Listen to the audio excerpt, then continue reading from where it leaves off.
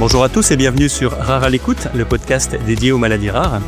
Aujourd'hui, nous vous proposons une émission spéciale qui ne sera pas dédiée à une maladie rare en particulier, mais qui est consacrée aux revues Horizon, une initiative Rare à l'écoute en partenariat avec les filières de santé maladies rares.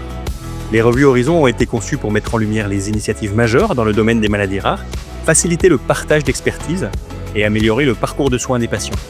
Et pour en parler, nous avons le plaisir d'accueillir le docteur Walter Louvier, neuropédiatre au sein du service de neurologie pédiatrique du CHU de Montpellier et responsable enfants et adultes du Centre de référence des maladies neuromusculaires Aquitaine-Occitanie-Caraïbes de Montpellier, sous l'égide de la filière Finemus. Bonjour, docteur Walter Louvier. Bonjour. Alors, Rare à l'écoute a initié des revues Horizon pour valoriser les initiatives de centres experts de filières de santé et vous avez coordonné le numéro d'Horizon SMA dédié au Centre expert de Montpellier. Qu'est-ce qui vous a motivé à participer à ce projet ?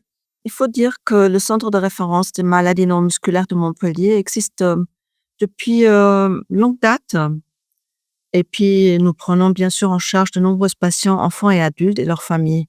Pour notre équipe, il paraissait donc important de pouvoir donner à travers de cette revue plus de visibilité de notre centre et surtout pouvoir montrer nos actions par le biais de la revue. Le sujet de la revue que nous avions fait, c'était le mouvement et l'autonomie par l'activité physique. C'est un sujet qui nous tient particulièrement à cœur et qui a été fortement développé au sein du service. D'autant plus, il faut le dire, l'activité physique devient maintenant partie intégrante dans le cadre des thérapies innovantes, surtout dans la SMA actuellement.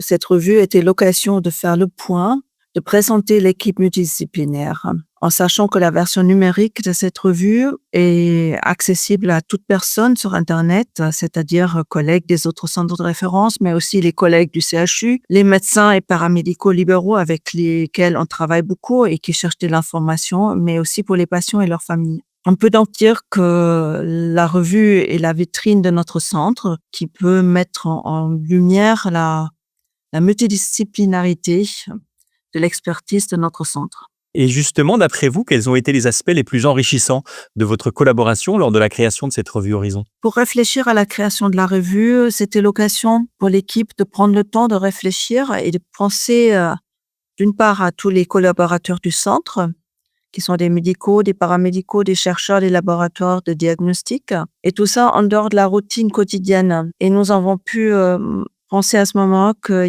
chaque collaborateur a sa place importante dans cette multidisciplinarité de notre équipe autour du patient et de sa famille. Et nous avons pu nous rendre compte aussi que chaque initiative que nous prenons, chaque action que nous mettons en place a été bien pensée, réfléchie et puis qui a pris aussi sa place à un moment précis du parcours du soin du patient. Et ce parcours du soin qui commence par la première rencontre, le chemin qui est parfois long vers le diagnostic, puis dans la mise en place des traitements, des rééducations et des appareillages. Et pour conclure, quels conseils est-ce que vous pourriez transmettre à d'autres filières de santé ou d'autres centres experts pour mettre en place une revue Horizon et valoriser leurs initiatives comme vous l'avez fait ? Cette revue, ça nous a vraiment permis d'avoir une réflexion en commun sur nos forces, mais aussi sur nos faiblesses, des choses à améliorer, les activités et les actions qu'on a mis en place et qui ont été bien développées, mais aussi, comme je l'ai déjà dit, toutes les améliorations qu'on devait encore apporter. Donc, cette revue peut être une idée pour les autres centres aussi de faire, peut-être pas pareil, mais de s'inspirer de nos idées. Et puis, il faut dire que parfois, on essaie de partager ces idées, ces initiatives qu'on a mis en place parce qu'on a des doutes sur vraiment le bien fondé ou l'intérêt. Et ça, cette construction de la revue, ça nous a permis de prendre du recul et de vraiment dire que ce qu'on fait a vraiment du sens. C'est ce qu'on peut dire aux autres centres, que il faut pas hésiter de s'y lancer, de faire cette revue. Donc, je remercie beaucoup à l'équipe de Rare à l'écoute de nous avoir proposé de participer à cette revue et de nous avoir aidé à créer cette revue. Merci beaucoup. C'était une très bonne expérience. Un grand merci, docteur Walter Louvier, pour cet échange autour des revues Horizon SMA.